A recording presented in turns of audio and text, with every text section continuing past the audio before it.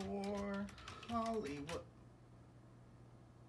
Here's looking at you, kid. Oh, hello there. I am Stan the Movie Man, and this is my review of Halloween.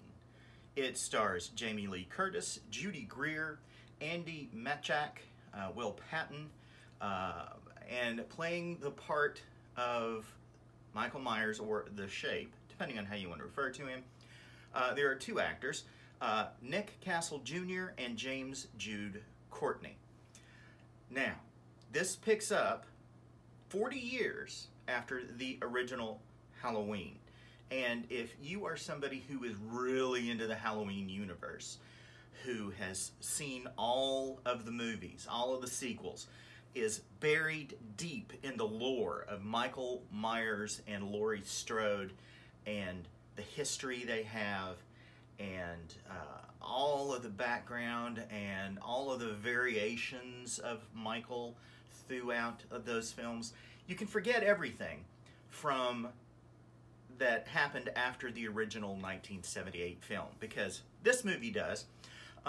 In this movie, it's 40 years later, and Michael, played by either Nick Castle Jr. or James Jude Courtney, is being moved to another facility.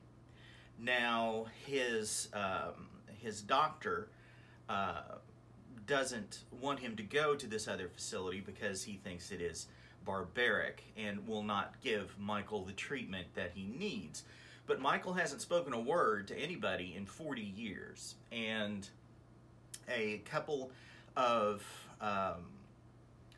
podcast people are doing a true crime podcast about Michael Myers and his murders, and they go to talk to him, and they hold up his mask. Now, he never actually turns around to look at it, but he's aware it is there. And the other patients around him in this weird sort of checkerboard courtyard, who are chained up along with Michael in various locations, they all start to go crazy, and the dog starts barking. And obviously this mask has an effect on everybody around him, including Michael.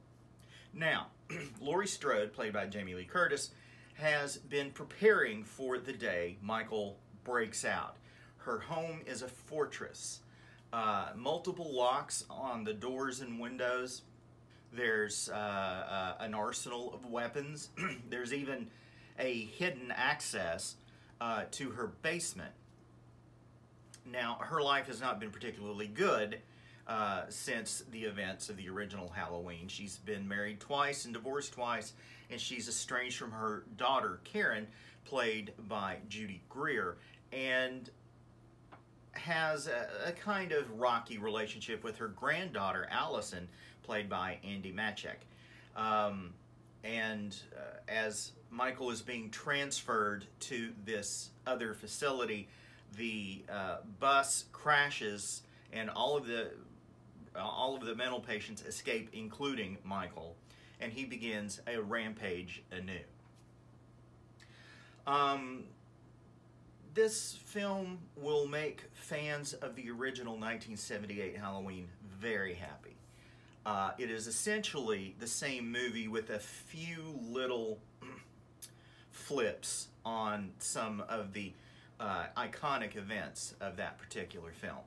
There are things there that are clear homages to the original actions, or stunts and such, that are obviously them saying, we love this movie, so we decided to do it again.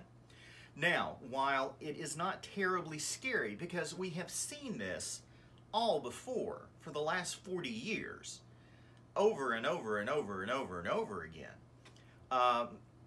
the movie itself is entertaining because there's just a sprinkling of humor in places, and that humor helps to kind of cut the tension that really doesn't exist, because you know what's gonna happen. I thought Jamie Lee Curtis was terrific as Laurie Strode, who is now this woman with long white hair and a fixation on Michael and what he did to her family, and trying to prevent it from happening again. The supporting cast is all very good, and as usual in this kind of film, since it is an homage to the original, any teenagers involved in sex or drugs or both at the same time are gonna die.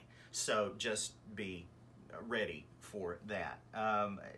It's, again, not a scary movie, but it does provide, I think, a nice ending to the original Halloween. Now, naturally, because it's Michael Myers and because it's Hollywood and they want to continue to make money, there will probably be a sequel, as the ending seems to make a case that Michael is dead, and yet we all know he isn't. So if you're looking for closure, you kind of get it, but you kind of don't. And this will, I think, probably kick off at least a couple more movies because it has done very well in its opening weekend at the box office. I enjoyed it a lot. Again, not scary, very predictable. You know, anytime anybody steps out of the house, they're gonna die. Teenagers engaged in sex or alcohol or the use smoking weed, they're gonna die. And there is an interesting twist, though, sort of in about the last third of the movie. Something happens that is a surprise. I was not expecting it, although they do kind of telegraph it a little bit. It's a fun film. It's a fun slasher movie, and if you like the original Halloween, this should give you all the warm fuzzies in all the wrong places. I enjoyed it. I'm giving Halloween 2018 4 stars. Go to StanTheMovieMan.com to read my complete review. Listen to The Fractured Frame, where some friends of mine and I get together and discuss the latest news in streaming, TV, and movies. You can find that wherever you listen to podcasts. Follow me on Twitter, @MovieManStan, and send your emails to me, StanTheMovieMan123 @gmail.com. Till next time, later.